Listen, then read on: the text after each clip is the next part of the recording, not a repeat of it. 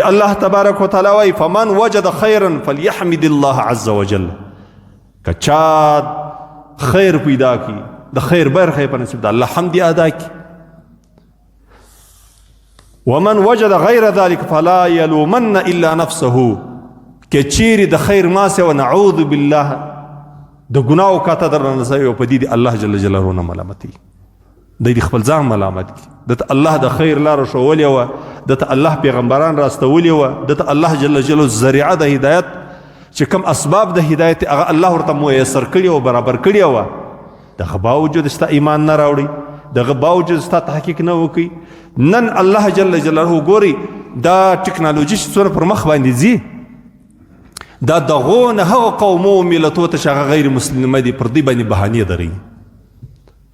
موږ او تاسې د خپل ځان د ضرورت د پوره کېدلو دپاره یا زموږ د خپل علمي معیار د لوړېدلو دپاره چې زما علم زیات سي، پوهه مې زیات سي، او یا موږ د خپل کاروبار د مضبوطېدلو دپاره د حاصلېدلو دپاره موږ هر هغه لار، هر هغه کار، هر هغه شی په کار باندې اچو چې هغه زموږ په دې شیانو کې موږ مدد کولی شي. یو شی چې موږ ته خیر باندې رسیږي، که د دنیا هر شی وي، که د انټرنیټ په ذریعه باندې دی هر څونه ستړی کېږي، خو دی ودې ته ځان رسوي چې د علمي معیار زیات سي، علمي مواد دی پیدا کړي، علمي معلومات دی پیدا کړي، د علم برخه زیاته سي، درانه سي. د سړی پر دې باندې کوشش کوي دا شی ځان ته پیدا کړي، که سپین ږیری دی، که ځوان دی، که ډېر پوهېږي، که لږ پوهېږي. او که چیرې د انسان د کاروبار ضرورت وي، کاروباري لیول باندې دی د دنیا و هر کونج ته ځان رسولی سي او خپل هدف او خپل غرض ته ځان رسولی سي، خپل شی ترلاسه کوي. او که د انسان د صحت او د علاج ضرورت وي، د خپل کمزوري بدن د علاج لپاره دی د دنیا و هر کونج ته ځان رسوي، خو چې د علاج وسي او د معالجې ترتیب برابر سي. نو الله رب العزت د رقم الله جل جلاله پر موږ باندې بهانه عذر چې ما خو یاره هدایت نه کوي پیدا. الله رب العزت د مسلمانان د دې کفارو په کلیو په وطنو په هغه زورو ریښو کې الله جل جلاله د مسلمانانو جماعتونه نه ایستل. الله رب العزت د مسلمانانو غږ ورسوي د انټرنیټ په ذریعه باندې. الله جل جلاله شرق و غرب، عرب و عجم، الله رب العزت ټولو ته الله جل جلاله د دین پیغام ورسوي. دا خو نور انسان د انسان ضرورت دی. انسان و دې ته فکر کولی شي دا یو معاشره ده د انسانانو، دا په کروڑونو انسانان دي، دا د خپل زندگی څنګه تیروي. د دې خلکو ولې یو خاص شکل وي، د دې خلکو ولې یو خاص جامه وي، د دې خلکو ولې یو خاص عبادت دی. په دې کې الله جل جلاله دوی و دې ته متوجه کوي. دا نو که چیرې بیا هم انسان د غفلت په خوب باندې ویده، بیا هم انسان دا وایي یاره ماته خو نه سو معلوم، ما ته د هدایت لار، ما ته سمه لار، ما ته ښه لار، ما ته اسانه لار، ما ته د نجات لار، یا زما د فطرت چې کومه تقاضا وه، فطرتي دین د یهودو نصارا او د دنیا ټوله قومونه چې په دې کې هوښیار دي، پوه دي، د سرچ والا دي، د تحقیق والا دي، د پلټنې والا دي، هغو ته دا ځای معلومه ده چې د اسلام مقدس دین چې دی له فطرت سره برابر د اسلام مقدس دین. که بیا هم یو انسان دا وزر وایي چې یاره ماته لا نه ده معلومه سوې، دا د خپله ملامتي الله رب العزت پر دې دی خپل ځان ملامت، دا پر الله باندې دا ملامتي نه راوړي. زما ورونو د بیان مقصد دا دی چې د الله رب العزت څخه خپل خواست وغواړو، د الله رب العزت څخه د خپلو مشکلاتو حل د الله جل جلاله څخه وغواړو، او دا بهترین عبادت دی.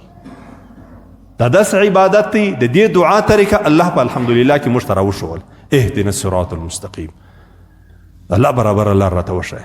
صراط الذین انعمت علیهم، یا الله هغه برابر لار د هغو کسانو لار، یا الله چې تا خپل احسان او مهرباني پر هغو خلکو باندې کړې، غیر المغضوب علیهم ولا الضالین، یا الله د هغو کسانو د لارې مې وساتې چې تا قهر او غضب ور باندې سوی، یا الله د هغو خلکو له لارې مې وساتې چې تا ګمراه کړي دي، د بېدینۍ پر لار باندې ولاړه، د پیغمبر طریقه یې پرېښول، د پیغمبر لاره یې پرېښول چې یهود و نصارا دي.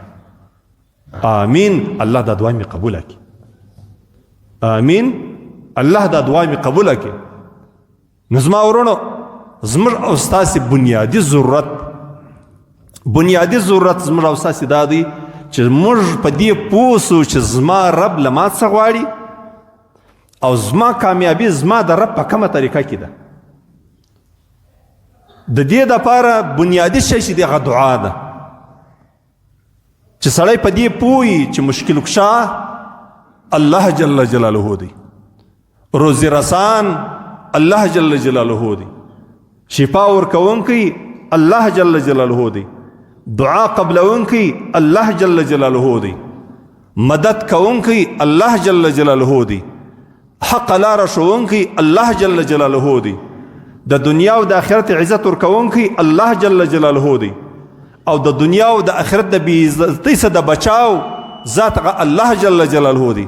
د انسان مشکل حل سو، انسان د باطلو عقایدو سره، د باطلو افکارو سره، د غلطو خبرو سره، د ټولو سره انسان بچاو سو، او د انسان و داسې ځای ته ځان برابر کړي چې نور دی د ګمراهي د لارو څخه ووتی، دی څوک نشي ګمراه کولی، دی څوک نشي بېدینه کولی، دی څوک نشي غلطولی، ځکه خو د ده په عقیده دا جوړه ده چې زما د مظلومتیا غږ، زما د عاجزي غږ، زما د یوازیوالي غږ، زما د خوارۍ او د درد غږ چې دی دا اورېدونکی څوک دی؟ الله جل جلاله دی. او ما له دغه مشکله، زما د دغه مشکلاتو سره ایستونکی څوک دی؟ الله جل جلاله دی.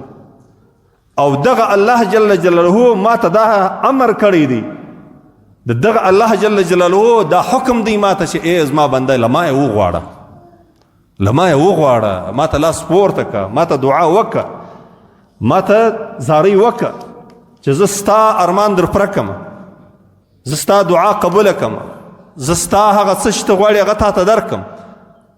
ادعوني استجب لكم. ای انسانانو له ما یې وغواړئ. څوک راته وایي؟ الله جل جلاله راته وایي. ګورئ دا حدیث قدسي و ما ستاسې درانه حضور ته وړاندې کړي. په دې کې الله وایي که خوراک غواړې له ما یې وغواړه، ډوډۍ غواړې، رزق غواړې له ما یې وغواړه، جامه غواړې الله وایي له ما یې وغواړه، هدایت غواړې له ما یې وغواړه، او که د کامیابي غواړې زما په در کې لاسونه پورته که. نو زما ورونو، زموږ او ستاسې دپاره دا یو روایت د رسول الله صلی الله علیه وسلم، دا یو حدیث قدسي چې رسول الله صلی الله علیه وسلم ویلي، دا زموږ دپاره بس کافي دی.